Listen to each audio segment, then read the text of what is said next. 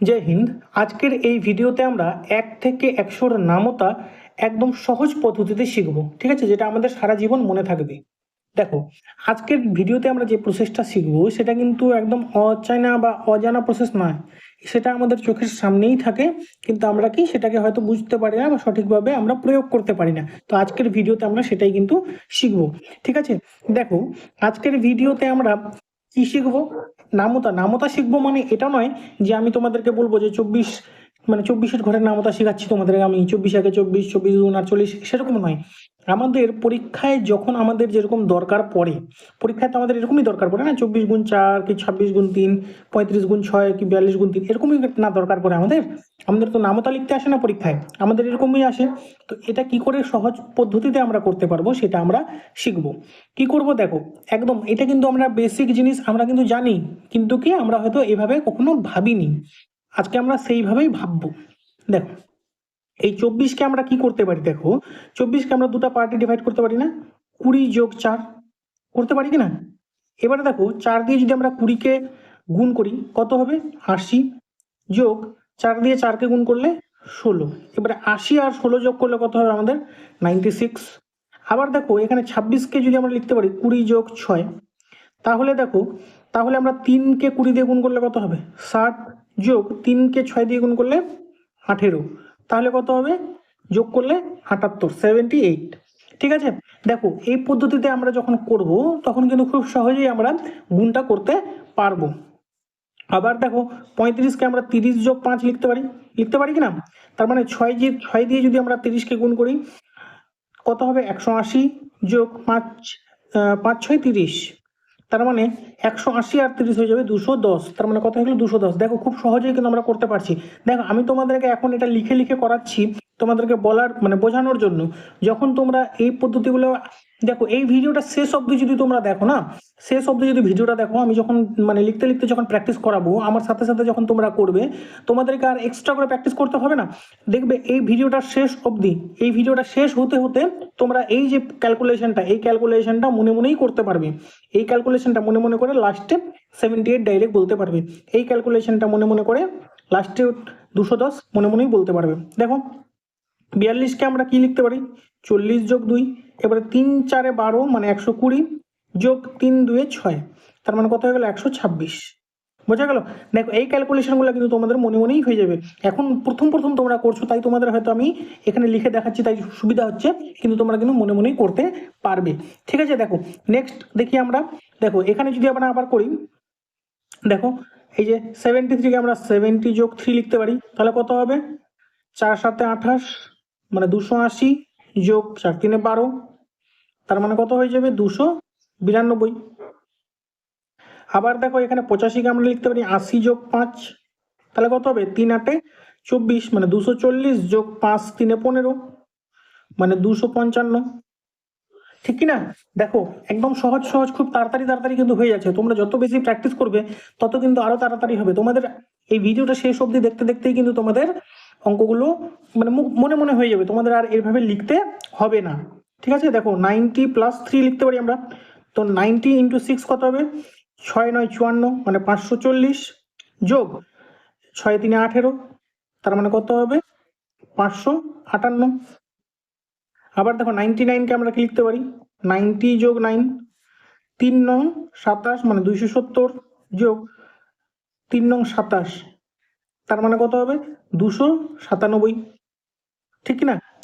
তার মানে দেখো, এই যে ছোট ছোট সংখ্যাগুলোই খালি গুণ করলে আসবে, সেটা বড় সংখ্যাগুলোর ক্ষেত্রে অসুবিধা হবে সেটা কিন্তু না। আমরা যদি বড় সংখ্যা নিয়ে দেখি তাহলে কি হবে? দেখো, আমরা 28 × 7 করি, তাহলে দেখো 20 + 8, এবারে 7 × 2 = 14, মানে 140, যোগ 7 × 8 = 56, তার মানে কত হলো? 196। এবারে 30 + 6 লিখতে পারি আমরা, 8 × 3 = 24, মানে 240, যোগ 8 × 6 = 48। দেখো, এটাকে আমরা আবার এভাবে করতে পারি যে 288। 49-কে আমরা যদি 9 দিয়ে করি, মানে 40 + 9, তার 9 × 4 = 36, মানে 360, যোগ 9 × 9 = 81। দেখো, এখানে আমরা আরো শর্টকাটে করতে পারি যে 360-এর সাথে যদি এখান থেকে 81 থেকে 40 চলে যায়, তার মানে 400, তার মানে বাঁচবে এখানে শুধু কি 41, তার মানে 441। 41। আবার দেখো 57কে যদি আমরা করতে পারি 50 + 7, তাহলে 7 × 5 = 35, মানে 350 যোগ 7 × 7 = 49, তার মানে কত হবে 399। বোঝা গেল? বড় বড় সংখ্যাগুলোর ক্ষেত্রেও কিন্তু এটা হবে। বোঝাতে পারলাম? দেখো তোমরা এবারে মনে মনে এবারে আমরা এই জিনিসটা লিখবো না, না লিখলে কিভাবে করবো দেখো। এবার দেখো আমরা কি করবো, এই 65কে আমরা কোনো কিছু লিখবো না, হ্যাঁ আমরা মনে মনেই সব কিছু করবো। দেখো 65কে আমরা মনে মনে ভাবতে পারি যে 60 যোগ 5, মানে 60 + 5, এটা ভাবতে পারি। এবারে যদি আমরা যোগ মানে গুণ করি 7 দিয়ে, 7 দিয়ে 60কে গুণ করলে 7 × 6 = 42, মানে 420। আবার 7 দিয়ে 5কে গুণ করলে 7 × 5 = 35, তাহলে 420 আর 35 কত হয়ে গেল 455। বোঝা গেল? দেখো মনে মনেই কিন্তু আমরা করছি, আমরা কিন্তু লিখে লিখে আর করছি না, আমরা ডাইরেক্ট মানে আমরা মনে মনে করতে পারতেছি। এবার দেখো 78কে আমরা কি ভাবতে পারি, 70 যোগ 8 ভাবতে পারি কিনা, 70 যোগ 8, এবারে তার মানে কত হলো 7 × 6 = 42, আবার 420, 420 আবার 8 × 6 = 48, তার মানে 420 আর 48 কত হলো 468, 468 হলো। এবারে 86কে আমরা ভাবতে পারি 80 + 6, এবারে 80-র সাথে যদি আমরা 7 গুণ করি, 7 × 8 = 56, মানে 560 যোগ হয়ে যাবে 6 × 7 = 42, তাহলে কত হয়ে গেল 560 আর 42 যোগ করলে হয়ে যাবে 602, 602 হয়ে গেল। এবার 97কে আমরা যদি আবার মনে মনে ভাবি কত হবে 90 + 7, এবারে 90-র সাথে 9 গুণ করলে কত হবে 810, 810-এর সাথে 9 × 7 = 63, 63 যোগ করলে কত হবে 873, 873। দেখো আমরা কিন্তু মনে মনেই করে দিতে পারলাম, আমাদেরকে লেখালেখির কোনো প্রয়োজন হলো না। তোমরা যত বেশি এগুলা প্র্যাকটিস করবে তত সহজে কিন্তু তোমরা এটা করতে পারবে। এটা তুমি 1 থেকে 100 যে কোনো ক্ষেত্রে তুমি অ্যাপ্লাই করতে পারবে, ঠিক আছে। কিন্তু সাধারণত আমাদের কি হয়, আমরা সাধারণত 1 থেকে 20 অবধি নামতা আমাদের মুখস্থ থাকে, আমরা তো আর 1 থেকে 100 অবধি নামতা মুখস্থ রাখতে পারি না, তাই আমরা এই প্রসেসেই কিন্তু করব, ঠিক আছে। তোমরা আবার এটা ভেবে নিও না যে এটা প্রসেস তো আমি জানি, তার মানে 1 থেকে 20 পর্যন্ত আমার মনে রাখার কি প্রয়োজন। না, 1 থেকে 20 পর্যন্ত আমাদের মনে রাখা খুবই প্রয়োজন, কারণ এটা আমাদের ফ্রিকোয়েন্টলি বারবার আমাদের কিন্তু সেই জিনিসটা লাগে 1 থেকে 20 পর্যন্ত নামতাটা, ঠিক আছে। তাই তোমরা 1 থেকে 20 পর্যন্ত কিন্তু মানে মুখস্থ করে নেবে, ঠিক আছে। তারপরে যেটা বাজবে 21 থেকে 100 পর্যন্ত বা 99 পর্যন্ত এই প্রসেসটা তোমরা ইউজ করতে পারো, ঠিক আছে। এবার দেখো, এবারে কিছু কিছু স্পেশাল কেস আছে যেটা তোমরা জানো, তবু আমি তোমাদেরকে আরেকবার করে বলে দিচ্ছি। কি স্পেশাল কেস? দেখো, যখনই কোনো কিছুর সাথে 5 গুণ থাকে, যখনই কোনো কিছুর সাথে 5 গুণ থাকে, সিম্পলি আমাদেরকে কি করতে হয়, যেই নাম্বারটার সাথে 5 গুণ আছে তাকে হাফ করে দিতে লাগবে, হাফ করে পিছনে একটা শূন্য বসিয়ে দিতে লাগবে, তাহলে আমাদের উত্তর হয়ে যাবে। দেখো 48, 48-এর হাফ কত হবে, 48-এর হাফ হবে 24, পিছনে একটা শূন্য বসায় দাও, হয়ে গেল আমাদের উত্তর। 48 × 5 মানে 240। 54, 54-এর সাথে 5 গুণ করলে আমাদের কি করতে হবে, 54-এর হাফ করে দাও, 54-এর হাফ কত 27, পিছনে একটা শূন্য বসায় দাও, 270 হয়ে গেল আমাদের উত্তর। 66-এর হাফ কত 33, পিছনে একটা শূন্য। কোনো কিছুর সঙ্গে যখন 5 গুণ থাকবে তখন আমাদেরকে কিন্তু এভাবেই করতে হবে, সিম্পলি অর্ধেক করে দিতে লাগে, সিম্পলি হাফ করে দিতে লাগে। 72, 72-এর অর্ধেক কত হবে, 72-এর অর্ধেক হবে 36, 36, পিছনে একটা শূন্য। বোঝা গেল? যখনই আমাদের 5 গুণ থাকবে, কোনো কিছুর সাথে যখন 5 গুণ থাকবে, আমরা সিম্পল কি করে দেবো, সিম্পল আমরা হাফ করে দেবো, অর্ধেক করে পিছনে একটা শূন্য বাড়াই দিলে আমাদের কিন্তু উত্তর হয়ে যাবে, ঠিক আছে। দেখো এবার তোমরা বলতে পারো যে এর আগে যেগুলা করলাম সেগুলো তো জোড় সংখ্যা ছিল, বিজোড় সংখ্যার ক্ষেত্রে কি হবে, বিজোড় সংখ্যার ক্ষেত্রে কি হবে, বিজোড় সংখ্যার ক্ষেত্রেও কি হবে, দেখো বিজোড় সংখ্যার ক্ষেত্রেও এই যে সংখ্যাটা আছে এই সংখ্যাটার হাফ করে দশমিকটা উঠাই দিলেই আমাদের উত্তর হয়ে যাবে। দেখো 33-এর হাফ কত, 33-এর হাফ 33-এর হাফ হচ্ছে 16, 16.5, ঠিক আছে। এবার 16.5-এর ক্ষেত্রে আমরা যদি দশমিকটা উঠাই দিই তাহলে কত হবে 165, এই 165 হয়ে যাবে আমাদের উত্তর।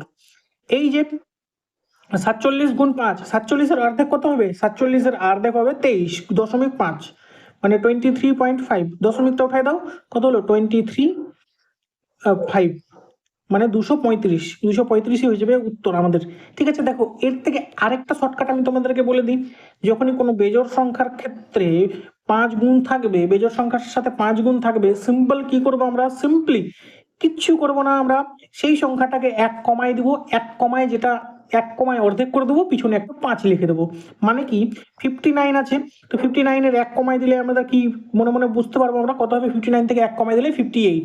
এবারে 58-এর হাফ কত, 58-এর হাফ হচ্ছে 29, 58-এর হাফ হলো 29, এবার তার সাথে পিছনে একটা 5 লাগাই দাও, হয়ে গেল আমাদের উত্তর 295। 73 থেকে 1 কম মানে কত? 72। 72-এর হাফ কত? 72-এর হাফ হলো 36, পিছনে একটা 5 লাগাই দাও, হয়ে গেল আমাদের উত্তর। বোঝা গেল? তোমরা মানে যে যেভাবে বুঝতে পারো সে সেভাবেই কিন্তু তোমরা করবে, ঠিক আছে? দেখো এটা কেন হয় আমি তোমাদেরকে বলে দিচ্ছি। এটা কেন হয় দেখো, 33, এই 33 ইন্টু যে 5 আছে, 5টাকে আমরা এভাবে লিখতে পারি না, 10/5, সরি 10/2, 5টাকে আমরা 10/2 লিখতে পারি। এবার দেখো এটা গুণ করলে কত হবে? 330/2, তার মানে 165। বোঝা গেল?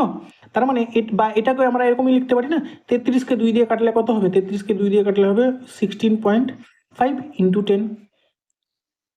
বোঝা গেল কেন এটা হয়? তোমাদেরকে বলে দিলাম। দেখো আরেকটা স্পেশাল কেস আছে যেটা তোমরা সবাই জানো, কি কোনো কিছুকে 11 দিয়ে গুণ করলে কি হয়। কোনো কিছুকে যখন 11 দিয়ে গুণ থাকে সিম্পলি কি করতে হয়, দেখো 32 ইন্টু 11 আছে, প্রথমে 3 লিখে দাও, পরে 2 লিখে দাও, মাঝখানে দুটার যোগফল 3 আর 2 যোগ করলে 5।